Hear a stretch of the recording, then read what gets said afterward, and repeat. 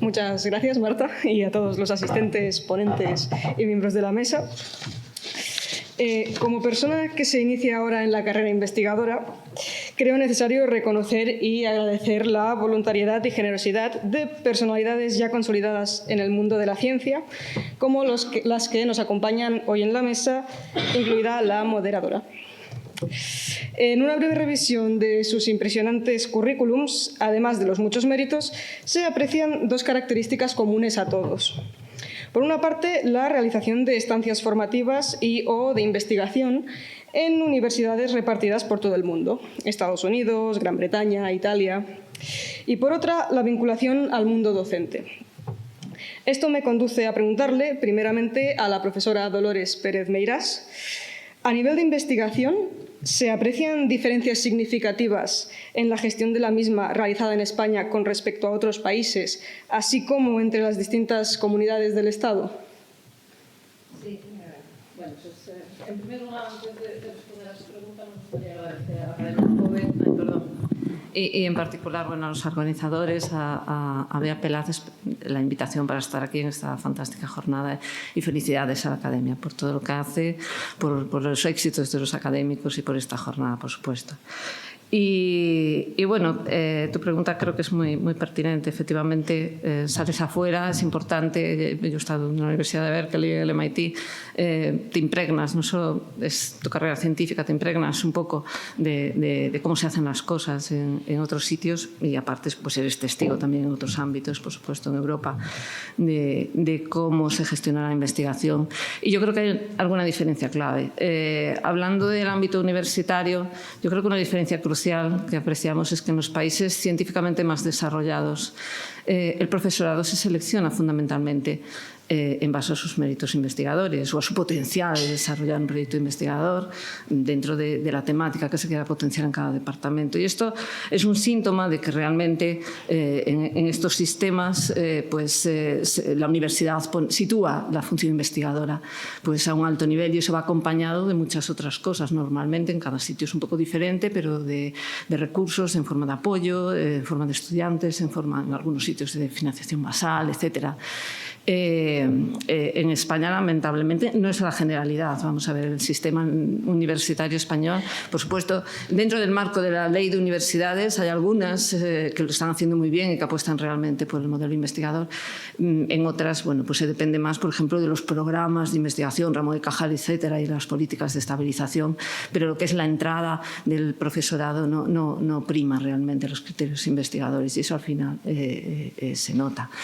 Hay una tendencia, yo lo que más conozco obviamente es Estados Unidos y Europa, no conozco mucho de los sistemas asiáticos ahora que están despuntando tanto, ¿no? Pero una tendencia que vemos también en las universidades es la de, además de los departamentos, pues crear centros de investigación, bien con un foco temático, bien multidisciplinares, porque son instrumentos realmente para potenciar sinergias y progresar todavía más, es decir, no depender solo de la investigación individual de cada grupo, sino poner en conjunto el potencial investigador de un colectivo. Y bueno, en eso aquí hemos hecho algo y lo comentaré en un minuto. Fuera de la universidad, bueno, tengo aquí dos compañeros del CSIC, seguramente ellos podrían opinar de diferencias, por ejemplo, con el CNRS, con los sistemas alemanes. Yo no tengo tanto conocimiento como para hacerlo, pero sí que me gustaría, hablabas también de otras zonas en España. Yo creo que todos somos conscientes de que en las últimas 2 décadas pues hay dos áreas, dos comunidades, Cataluña primero y luego el País Vasco, que han hecho una apuesta muy fuerte por la investigación, sobre todo centrada en la creación de centros de excelencia y acompañado eso de programas de atracción de talento muy fuertes, ¿no?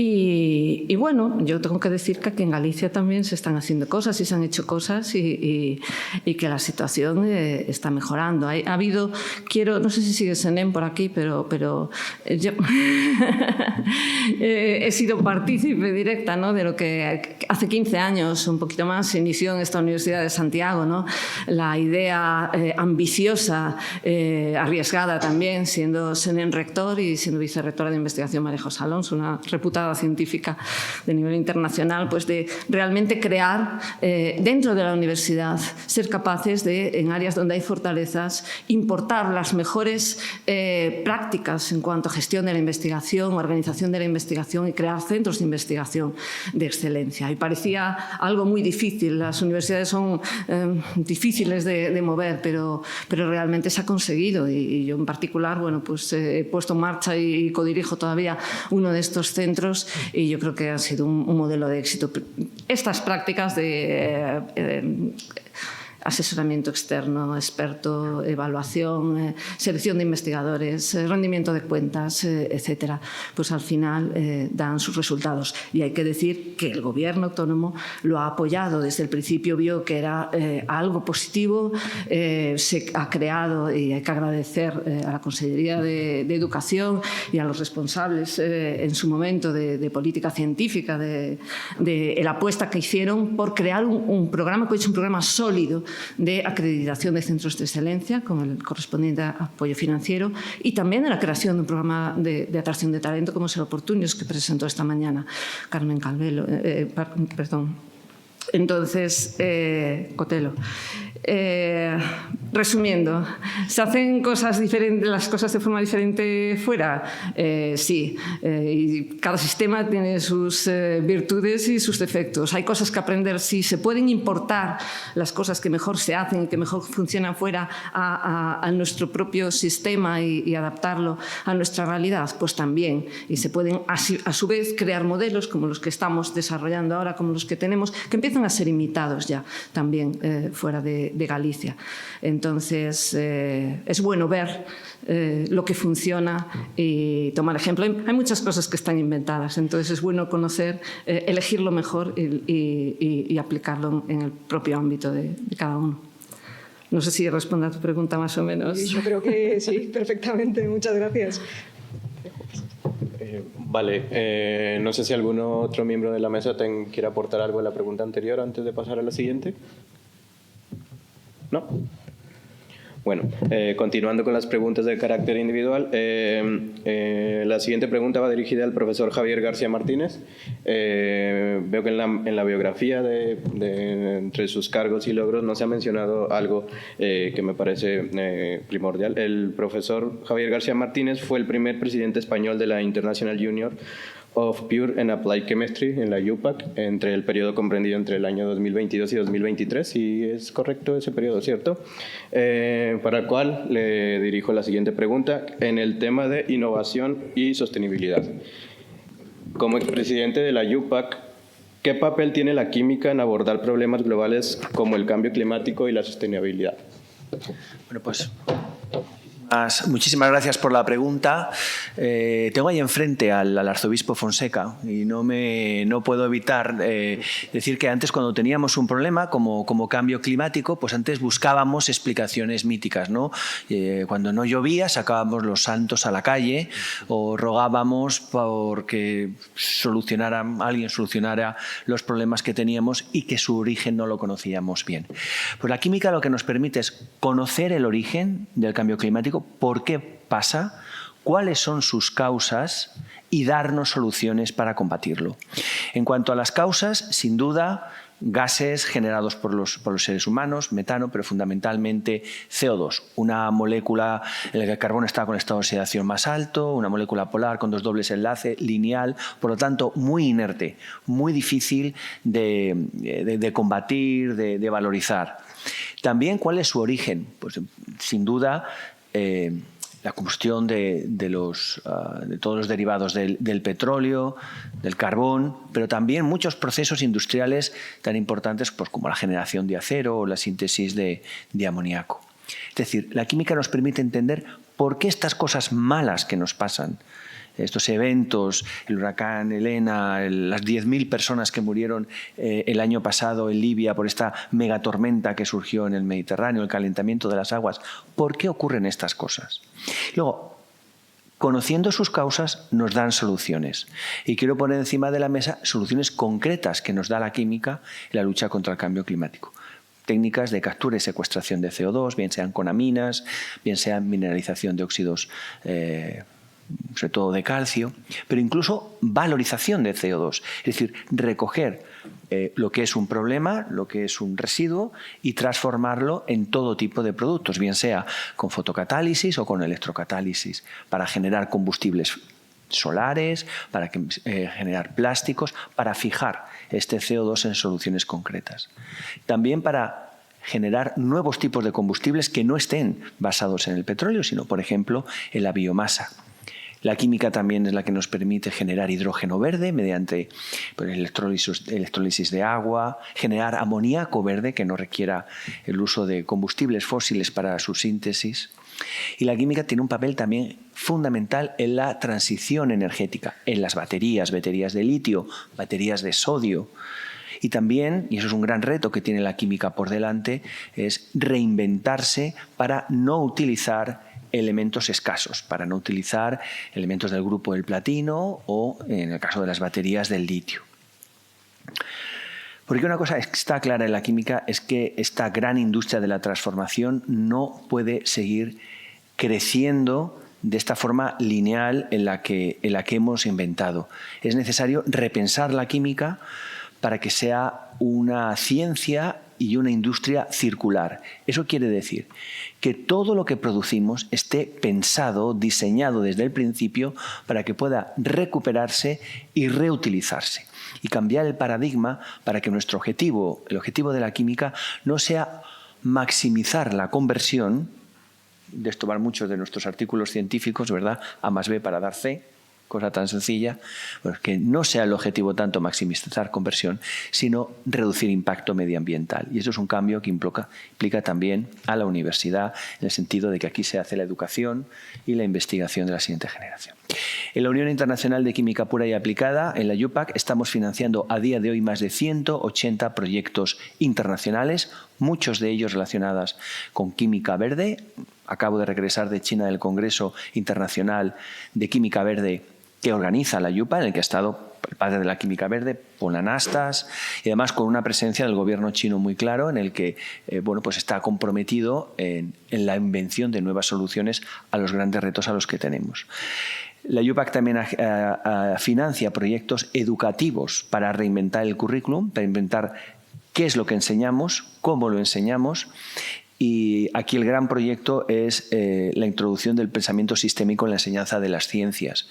Yo siempre les digo a mis compañeros que el mejor experimento docente que se puede hacer es que el profesor se quede en la siguiente clase, para que veamos qué diferente hablamos el profesor de química orgánica e inorgánica, cómo los mecanismos de reacción de la química orgánica, los nucleofílicos, los fílicos, no son los enlaces iónicos covalentes de la inorgánica, cómo entendemos la termodinámica de forma diferente. Es decir, hay tal desconexión entre cómo hablamos los mismos profesores de la misma facultad que a los alumnos los dejamos completamente despistados. Quedarnos en la clase siguiente sería el mejor experimento de educación docente. Y luego, el último mensaje que quiero dar es que está muy bien hacer nuevos descubrimientos científicos, pero si no llegan al mercado, no solucionan los problemas. Un mensaje central para el cambio climático es urgente, no podemos esperar. Y por lo tanto, es clave la introducción del emprendimiento científico. También en junio de este año la UPAC ha lanzado un proyecto muy ambicioso de fomento del emprendimiento científico en la educación de las ciencias, que estamos generando material educativo para que los profesores, también en las universidades o los centros de investigación, tengan herramientas, porque muchos profesores universitarios obviamente son profesores universitarios, no son fundadores de empresas y no tienen esos recursos, y desde la UPAC hemos creado todos esos materiales para que sea más fácil la enseñanza del emprendimiento en las ciencias, que es fundamental para la lucha contra el cambio climático. Bueno, pues muchas gracias por su pregunta. Quería hacerle una pequeña cuestión. ¿Cómo pueden acceder los profesores a ese material educativo que está comentando? Todo lo que realiza la UPAC es gratis total. Cuando digo gratis total, quiere decir que no hay que registrarse ni siquiera aceptar cookies. Tú entras en la página web de la UPAC, el proyecto tiene un nombre muy original, se llama Chemistry Entrepreneurship, emprendimiento químico, y ahí te puedes descargar todos los documentos y verás anunciado el siguiente webinar que todo lo que hace la UPAC es completamente gratuito. Por eso los sueldos de los que trabajamos en la UPAC son cero. Es nada, es gratis total. Muchas gracias, profesor. Continúa, compañero. Muchas gracias. La siguiente pregunta aborda la temática de la interdisciplinariedad y va dirigida al señor Felipe Criado Boado, quien, en referencia al incipit, dijo: «Hemos hecho de la transdisciplinariedad una seña de identidad», alabando la importancia de la perspectiva integral en los estudios. Así pues, como arqueólogo, ciencia en la que la interdisciplinariedad es fundamental, ¿qué valora usted, sobre todo, de la colaboración entre disciplinas científicas y qué barreras y beneficios ha experimentado al trabajar en proyectos que implican múltiples disciplinas? Muchas gracias, Sofía, por la pregunta. Es muy interesante. Y antes de responder, también quería agradecer la invitación, la generosa invitación vuestra de la Academia Joven para compartir este rato con vosotros y comentar algunas cosas que siempre me han preocupado y que a lo mejor pues, puedan o no ser útiles. A ver, a mí la perspectiva interdisciplinar me lo ha dado todo. Yo, dejadme que empiece diciendo que posiblemente si muy joven y ya estudiando arqueología o empezando a practicar la arqueología, si yo no hubiera trabajado con especialistas en edafología, en palinología, en ecología, si no hubiera trabajado también en el otro ámbito de las ciencias con especialistas en antropología social y cultural, no sería la persona que soy. A partir de ahí, creo firmemente que la investigación que debe mirar hoy hacia el escenario del año 2050 es una investigación que debe superar las barreras disciplinares.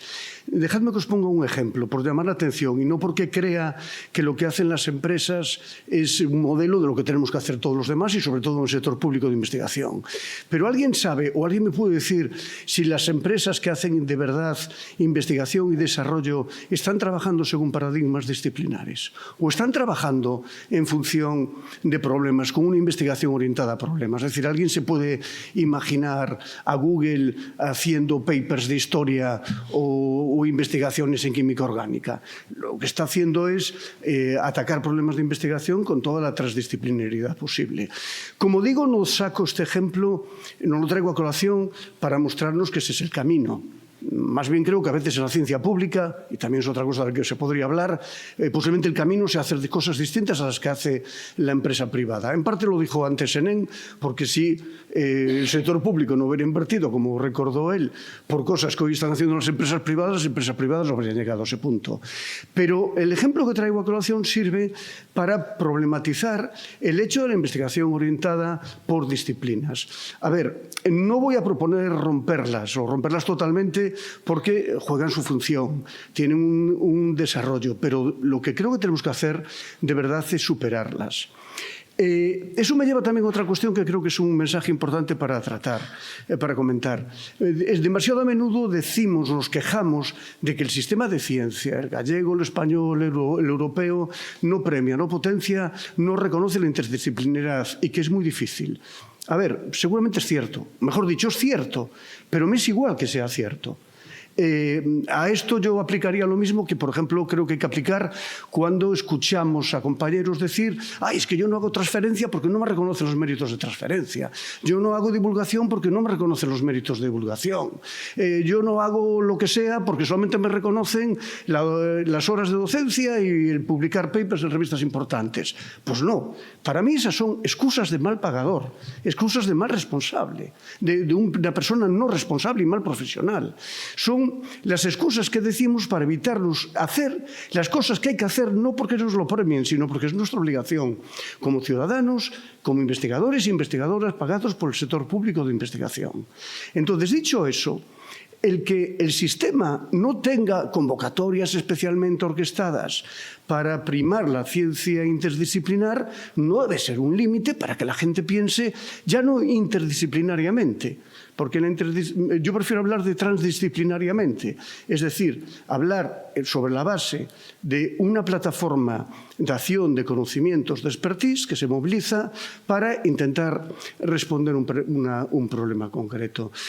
Honestamente, yo creo que ese es el camino. Puede ser un camino doloroso. Si hace falta, yo puedo poner incluso algún ejemplo personal. Por ejemplo, yo ahora soy el correspondent PI de una Synergy Grant que acerca la arqueología y las ciencias cognitivas para trabajar juntos en un problema que honestamente está todavía sin explicar. Y el problema de investigación es cómo el mundo material interacciona con los procesos cognitivos y cómo cognición y materialidad van mucho más de la mano de lo que habíamos pensado para modelar nuestra forma de enfrentarnos al mundo.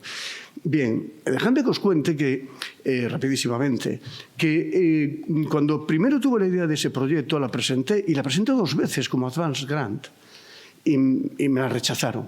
Incluso una de las veces con muy mala calificación. Y unos años después aparece la primera como Synergy Grant. Podría decir que eso es culpa de que el panel no supo valorar la interdisciplinaridad. Podría decir que yo no supe orientar la interdisciplinaridad del problema para planteárselo a mis iguales, a mis pares. Pero, de nuevo, creo que son, en el fondo, excusas. Porque si lo veo desde otro punto de vista, un poco más optimista, más positivo, me doy cuenta ahora que el mensaje que me estaba dando el panel no era que ellos no entendieran la interdisciplinariedad. A lo mejor no la entendieron en absoluto, es cierto. Pero el mensaje no era ese. El mensaje era, este proyecto es complejo. Seguramente necesita que el arqueólogo vaya de la mano de la neurocientífica y este vaya de la mano del científico cognitivo, que vaya a su vez de la mano del filósofo cognitivo, etcétera, etcétera. Y eso es lo que haría. Y yo ahí de verdad que animaría sobre todo a las personas jóvenes, y esto es muy difícil, lo sé, porque las personas jóvenes tenéis que enfrentaros a una carrera con una serie de exigencias en las que el proceso de consolidación es tremendamente difícil, con lo cual la mejor tentación, la más justificada y la mejor estrategia suele ser adaptarse a lo que el sistema te está pidiendo. Y el sistema lo que te está pidiendo son cosas con las que se reproduce el sistema, no realmente con las que se inventa un mundo nuevo. Entonces yo os diría a los jóvenes que no penséis en los límites de esas dificultades para, en este caso concreto, hacer ciencia transdisciplinaria. Yo si volviese a Inglaterra y le plantease esto a mis profesores ingleses, me dirían, Felipe, la culpa es tuya. Si tú no eres capaz de convencer al panel de que lo que estás haciendo es buena ciencia, buena investigación, la culpa es tuya, no se la eches al sistema. Lo que pasa es que en España y dentro de la tradición católica tenemos una tendencia efectivamente a poner siempre las culpas en algo distinto a la primer ámbito de verdad, de responsabilidad, que es la agencia individual, la capacidad individual de hacer cosas. Eso es lo que puedo decir, al menos de momento. Habría muchas más cosas porque la pregunta es compleja, pero... Sí, es estupendo. Gracias. Muchísimas gracias. Le cedo la palabra de nuevo a mi compañero Manuel. Otra vez, ¿algún comentario de los miembros que quieran aportar algo acerca de la misma cuestión? ¿No? Bueno, continuando con la última pregunta de carácter individual, va dirigida a la profesora Isabel Medina. La existencia de instituciones como la Academia Joven, los centros singulares como el SICUS, Sitius, SIMUS, que existen aquí en Santiago de Compostela, entre otros, los programas como las jornadas de la carrera investigadora o la Real Academia Gallega de Ciencias, de las cuales usted es miembro, me llevan a la siguiente pregunta. ¿Cree que estas iniciativas permitan alcanzar la excelencia científica y dar mayor visibilidad a nivel internacional a la investigación desarrollada en España? Bueno, yo primero buenas tardes a todos. Igual que mis compañeros, transmitir a la Academia mi agradecimiento. Es para mí un honor y un placer estar aquí. Gracias al presidente, muchas gracias a Laura que contactó conmigo personalmente. Compañera del CSIC y bueno, a la que me une mucho cariño y de verdad os transmito mi agradecimiento por esta invitación. Es para mí además muy emocionante volver a esta universidad, que es mi universidad, aunque llevo toda mi carrera trabajando en Vigo, en el Instituto de Investigaciones Marinas, al lado del mar. Pero bueno, terminé aquí mi carrera de químicas, aquí empecé mi carrera investigadora en el Departamento de Química Analítica con el catedrático recién incorporado que era Rafael Cela en aquel momento y como os digo es para mí muy emocionante volver volver a esta universidad y volver a esta sala que, como decía Senén, es una sala barroca, pero es una sala muy romántica y bueno, y que para mí eso me trae muchos recuerdos. Bueno, pues volviendo a la pregunta que me haces,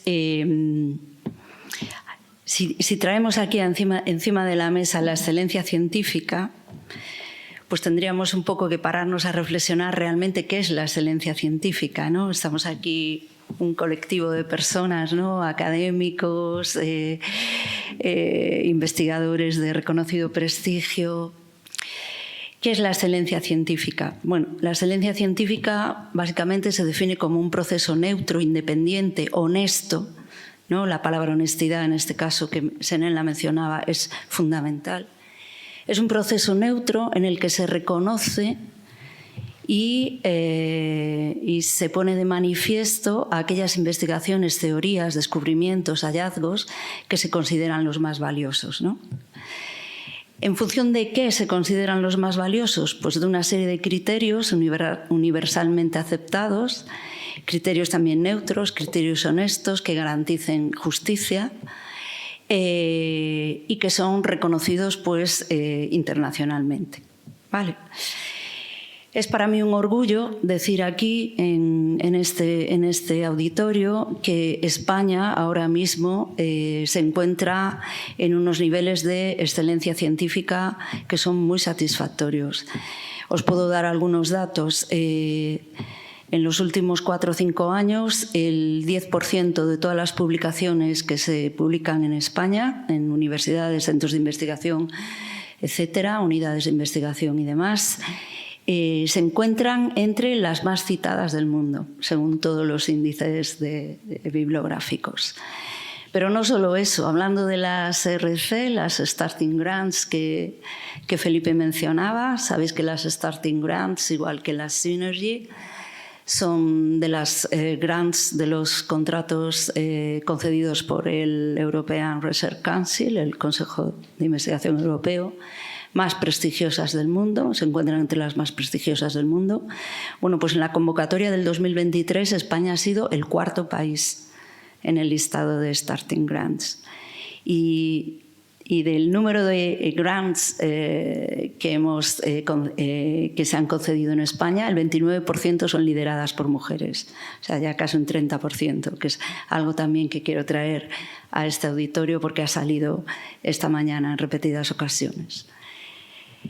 Y después, en relación a las instituciones, ¿no?, que mencionas en tu pregunta, efectivamente, pues iniciativas e instituciones como la Real Academia Gallega o Nacional de Ciencias, vosotros mismos aquí, la Academia Joven, etcétera, son iniciativas que son fundamentales para promover, dar a conocer, crear criterio propio, difundir la ciencia y favorecer la promoción y el desarrollo de la economía y de la competitividad, en este caso española, pero podía ser europea, no podíamos hablar europea.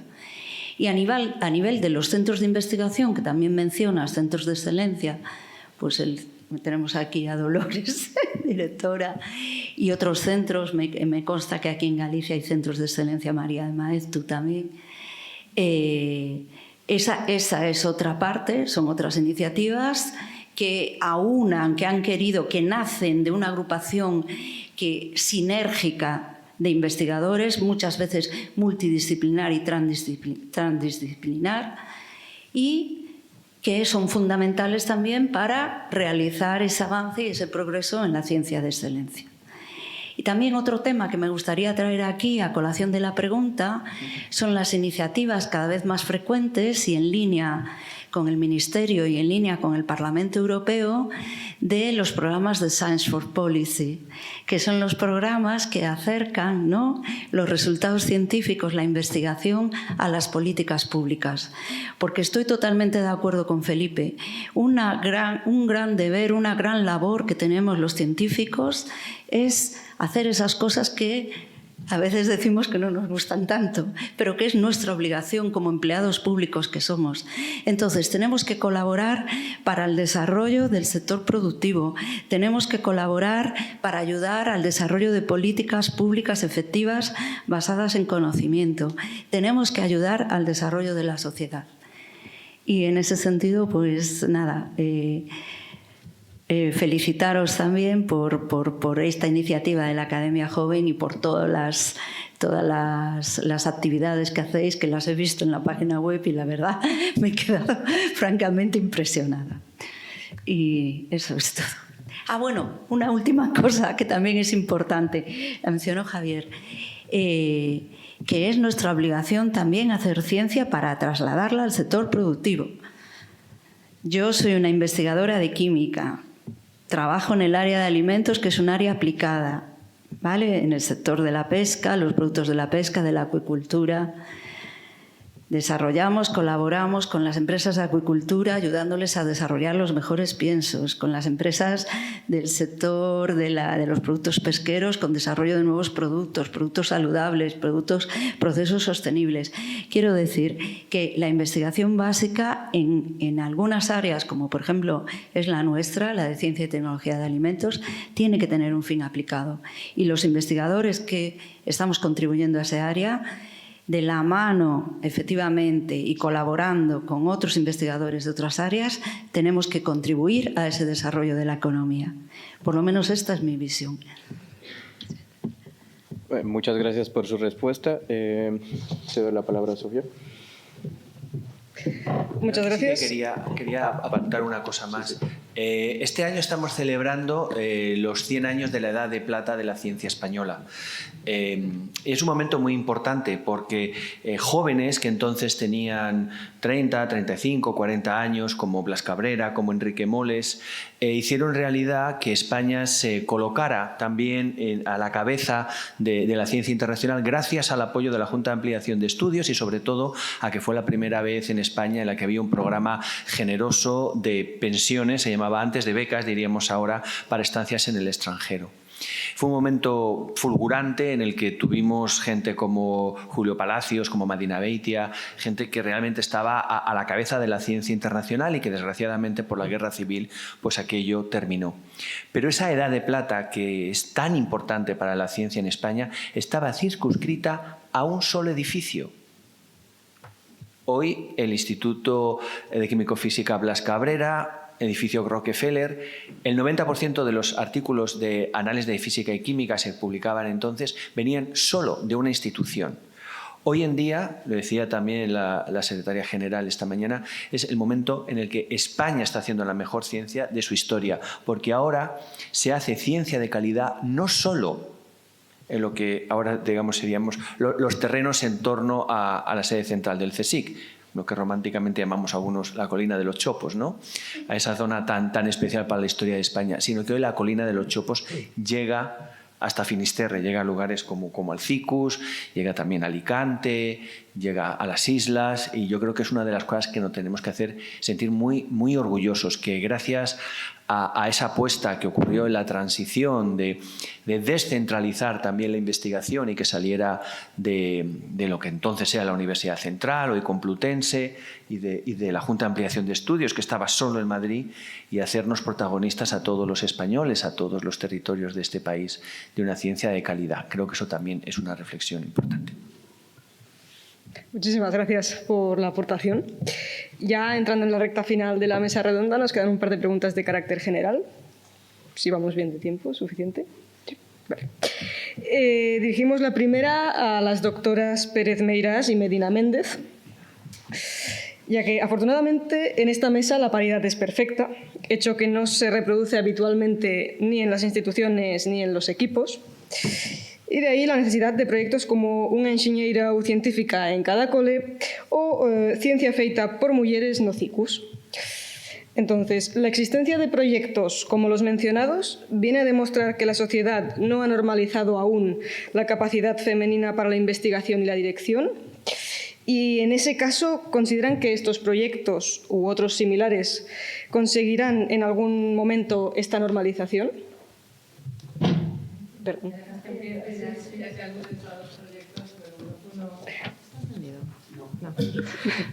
Pues uno en el que participo y otro pues que he organizado, ¿no? que he constituido. Yo creo que lo que demuestra que estamos lejos de la igualdad en ciencia, sobre todo en los niveles más altos y también en puestos directivos, pues son datos objetivos. Es decir, por la mañana en la excelente charla que dio Silvia Gallego, bueno, pues mostró datos y factores que influyen, pero mostró esas típicas gráficas que conocemos todos de Tijera, que bueno, que no están cambiando demasiado a pesar de del progreso de los años y que tengamos la impresión de que realmente hay cada vez más mujeres en ciencia. Yo llevo varios años especialmente preocupada por este tema y además participando pues, en congresos, en ponencias y demás, con lo cual, digamos, he leído bastante y he reflexionado. Y realmente me gustaría llamar la atención sobre algo que leí ya hace un par de años y que realmente a lo mejor la gente no es muy consciente. Bueno, hay informes de la UNESCO, de distintas instituciones, pero especialmente la Comisión Europea, cada 3 años se emite un informe, la Dirección de Investigación e Innovación, un informe que se llama She Figures, o sea, de las cifras relativas al balance de género en investigación e innovación. El último publicado todavía es de 2021, debe estar próximo a publicarse el de 2024, pero hay cifras, realmente datos objetivos que son preocupantes. Algunos que afectan particularmente a nuestro país. Por ejemplo, España tiene una proporción más alta que la media de la Unión Europea en el número de mujeres que trabajan en ciencia. Un 40% frente a un 33% de la media europea. Sin embargo, si pasamos a cargos directivos, la media europea es del 25%, inferior al 33%, pero no tan lejano, y en España el 18%. Entonces, hay una descompensación brutal. Luego también, por ejemplo, tienen otro dato que hablan de lo que le llaman el índice de techo de cristal, que se refiere al porcentaje de mujeres. Ahí ya no hablamos de cargo directivo, sino en el máximo nivel equivalente a catedrático, full professor o profesor de investigación. El porcentaje de mujeres en esos puestos de liderazgo científico dividido por el porcentaje de mujeres total que trabajan en ciencia en ese país. Uno tiende a pensar que las cosas están mejorando y que ese índice debe de ir, es decir, cuanto más próximo a 1, mejor, pues que debería de ir aumentando. Bueno, pues en ese informe están los valores de 2015 y 2018 y prácticamente todos los países en Europa, en América también, han reducido ese número. Es decir, estábamos peor en 2018 que en 2015. Y a ver, espero que las cifras, que esto cambie en el informe que se publique próximamente en 2024. Pero es preocupante porque a lo mejor tenemos la sensación de que estamos yendo mejor y los números dicen que no. Entonces, bueno, pues estos programas en los que mencionabas, ¿no? Lo que tratamos es de proporcionar referentes. Bueno, primero, contribuir a la educación, cosas de las que mencionaba Silvia esta mañana. Contribuir a la educación general de los chicos y de las chicas, de los niños y de las niñas, y proporcionar también referentes, no solo los referentes de líderes, que por supuesto pues es muy motivador ver mujeres extraordinarias ganando premios Nobel, sino también que vengan como algo cotidiano, que la ciencia está hecha por mujeres. Entonces, por ejemplo, en el que organizamos en el CICUS, que está dirigido a estudiantes de bachillerato, nos esforzamos, Beatriz lo sabe, que está ahí, que ha participado alguna vez, en que no solo sean las mujeres investigadoras principales del centro, sino que se acompañen de otros miembros de los equipos más jóvenes, estudiantes de doctorado, postdocs, etcétera. Es decir, que vean los estudiantes referentes cercanos también en edad y que vean un poquito sus trayectorias y lo que hacen en ciencia. Y en esas jornadas yo siempre hago una introducción previa en la que, de forma simplificada, planteo alguna de estas cuestiones que vimos por la mañana, el experimento de Jennifer Young, o que vean estas gráficas realmente, que se den cuenta de que hay un problema, porque muchas veces la gente no es consciente de que todavía estamos lejos de la igualdad, sobre todo en, digamos, las categorías más altas a nivel de investigación. Y bueno, pues eso es un poco lo que puedo comentar al respecto. Muchas gracias. ¿Alguna otra aportación? Yo, nada, estoy totalmente de acuerdo con lo que ha comentado Dolores. por supuesto, la ponencia de Silvia esta mañana yo creo que ha ido puntualizando y revisando todos los aspectos que son clave. Quizás lo único que puedo aportar yo aquí es mi experiencia, ¿no?, como mujer también en un campo competitivo, porque es muy bonito dedicarse a la ciencia si te gusta, ¿no? Decía un proverbio chino que dedíquese usted a trabajar en lo que de verdad le gusta y ama y no trabajará en toda su vida. Y es que es verdad. Pero también es preciso decir que trabajar en ciencia es sacrificado, es duro, porque es una carrera muy competitiva. Y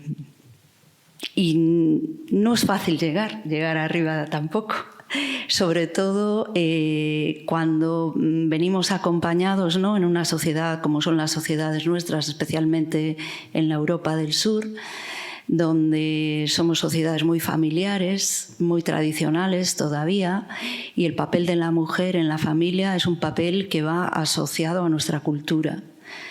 Entonces, yo, si os tengo que contar mi experiencia propia, yo no he sufrido jamás discriminación de género a lo largo de mi carrera científica.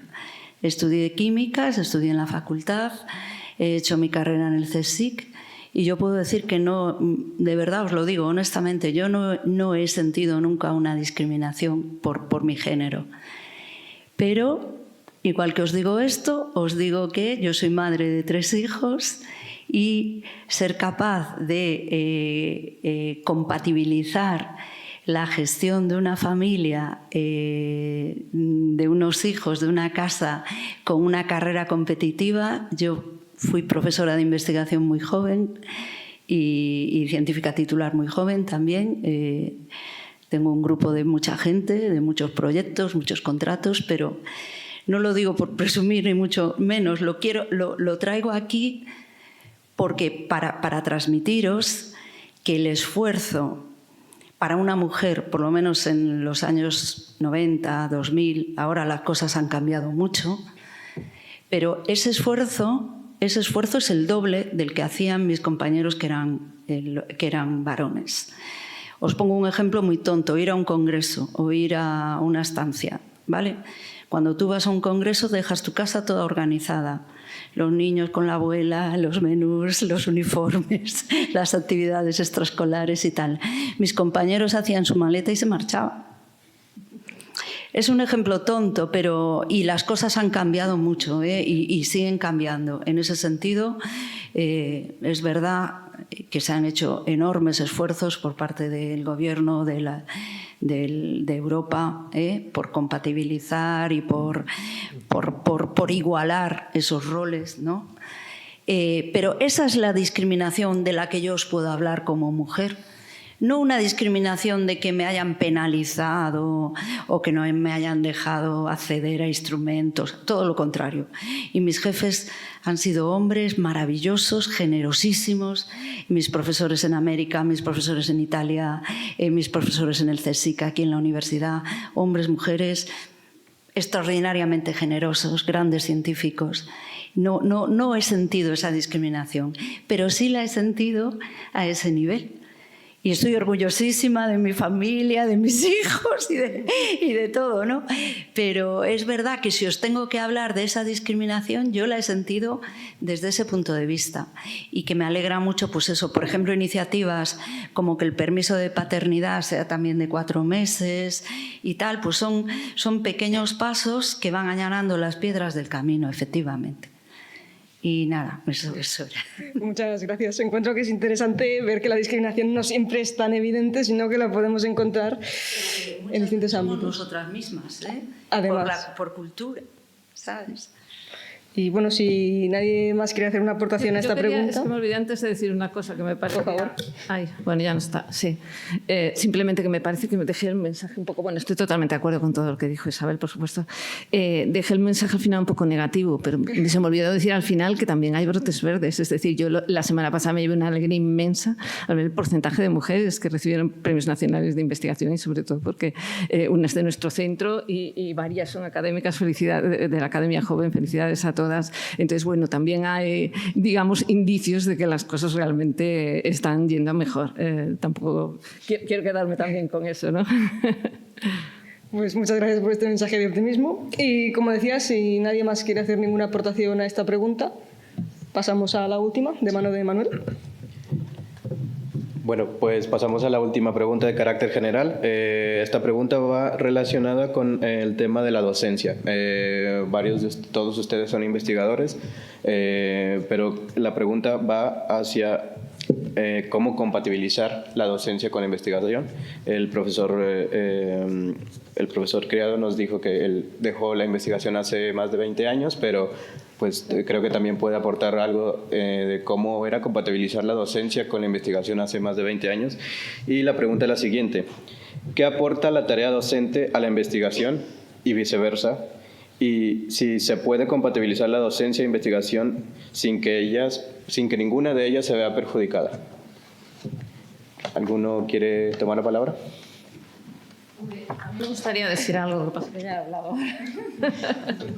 Yo creo que a veces un poco lo que se quiere diferenciar a nivel de universidad, de docencia e investigación, que es se quieren contraponer por parte de algunos sectores y que es algo totalmente artificioso. Yo creo que a nivel académico, en la universidad, docencia e investigación son dos caras de la misma moneda. El investigador, al hacer investigación, está formando doctores, estudiantes, y además es que el profesor tiene que ser generador de conocimiento, no basta con que sea un transmisor de conocimiento. Entonces es fundamental. Y el feedback que te da el dar la docencia, la interlocución con los alumnos, conocer sus inquietudes y tal, para mí es fundamental. Ahora, obviamente, tiene que haber una compensación adecuada entre el esfuerzo investigador y docente, y aquellos que estén involucrados en proyectos más demandantes y que les exijan más dedicación investigadora, pues durante ese periodo tienen que tener una compensación o una reducción docente, porque no se puede hacer llegar a todo al máximo nivel. Pero para mí están intrínsecamente relacionadas y es en el nivel de la universidad mutuamente beneficioso e inseparables. Es mi opinión. Bueno, yo lo que diría es que durante mucho tiempo las universidades eran solamente lugares de transmisión de conocimiento, no de generación de conocimiento original. Y ha sido una gran revolución de las universidades del siglo XX, que combinaban no solamente la transmisión de conocimiento, sino también pues, la investigación, la generación de conocimiento original. Que hoy sufrimos una gran crisis en las universidades españolas por la generación de universidades que no hacen investigación, de universidades que venden títulos, y yo creo que quiero ponerlo también encima de la mesa en una universidad pública de una tradición como la de Santiago, que eso es un mal que estamos viendo también en la educación de ciclo superior, las universidades que han encontrado la educación superior como una industria, como un modelo de negocio. Y que, sin embargo, las universidades mejores de todo el mundo, las que aparecen en los rankings, pero también si hablamos, yo creo que son las que todos vamos a mencionar, son lugares donde ocurren cosas interesantes, donde no solamente están los mejores investigadores empujando las fronteras del conocimiento, sino también donde hay una educación de enorme calidad, donde también está la industria integrada y en la que también los profesores que están allí tienen cargos en organismos internacionales de investigación. Todas estas actividades, si lo pensamos de una forma, digamos, ingenua, uno puede quizás hacer la cuenta de la vieja. Si tengo que dar 21 créditos de clase, tengo menos tiempo para investigar. Pero es que todas estas actividades son sinérgicas. Todo esto aumenta. No es que el tiempo que yo no estoy investigando y dando clase lo pierdo para mis investigaciones. Por ejemplo, si estoy creando una empresa, si estoy haciendo transferencia de conocimiento, si presido una organización científica internacional, ¿eso cómo me quita a mí como científico? Al contrario, me enriquece. Yo soy mejor profesor universitario porque he creado una empresa. ¿Y eso cómo es posible? Muy sencillo, porque cuando yo explico química a mis alumnos, no solamente explico lo que he aprendido en los libros o he investigado en el laboratorio, sino también mi interacción con algunas de las grandes empresas químicas de todo el mundo. Me ha dado una formación, una visión de mi profesión mucho más amplia. Yo creo que habría que pasar de esta visión, digamos, de cajas, ahora doy docencia, luego investigación, un poco también casi la caricatura que se ha hecho del profesor universitario como hombre o mujer orquesta, que tenemos que hacer de todo.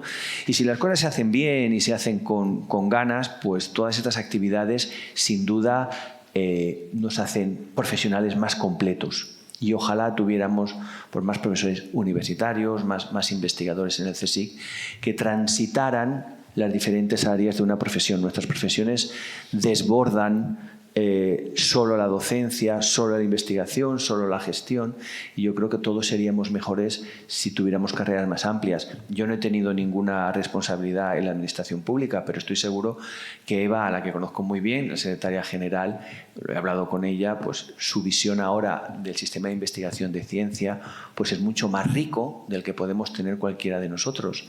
Porque una vez está en una universidad, otro en otro centro. Yo también a gente como vosotros que estáis en estos programas de mentoraje, los que os animaría es a daros permiso para equivocaros, para explorar, para disfrutar de todas las oportunidades que os da vuestra profesión o más allá de la profesión. Hablábamos antes de la transdisciplinaridad. ¿Qué más transdisciplinaridad que combinar por las diferentes facetas que nos da el lujo que tenemos de que nos paguen por hacer lo que nos gusta, que es este privilegio de ser investigadores? Muchas gracias. ¿Algún otro comentario, por favor? Sí, a mí me gustaría añadir algo que de hecho va un poquito en la línea de lo que estaba ahora comentando Javier, porque a mí me gustaría pensar un poquito más allá del problema de compatibilizar la docencia y la investigación para llegar a un problema que también va a surgir muchas veces, os va a surgir a todos los jóvenes que sigáis trabajando en la investigación, que es cómo compatibilizar la investigación con muchas otras cosas. Y yo creo que esto hay que empezar por poner el foco en que posiblemente sea un falso problema. Y voy un poquito en la línea que decía Javier, pero quiero insistir aún un poco más. Para que empecéis a entender, dejadme que ponga un ejemplo personal. Yo soy hijo de artista, mi padre era pintor. Y ya desde muy pequeñito, mi padre, que trabajaba muchísimas horas, se encerraba y podía estar sin comer, sin dormir, trabajando. Y aún después venía y decía, es que yo no paro. Un artista no puede parar. Me voy a dar clase, él era profesor de instituto, paseo, veo un programa de televisión, leo, o me voy al baño, y ya no seguiré poniendo más ejemplos, y sigo creando, porque nunca sabes cuándo te va a surgir la idea. Bueno, a la investigación le pasa lo mismo. Y con eso déjame volver a una cosa. Yo creo que si nos planteamos como un problema la conciliación de la investigación con otras muchas cosas, eso simplemente quiere decir una cosa, que somos muy malos investigadores e investigadoras. Porque los investigadores e investigadoras somos personas que aprendemos de todo y en toda circunstancia.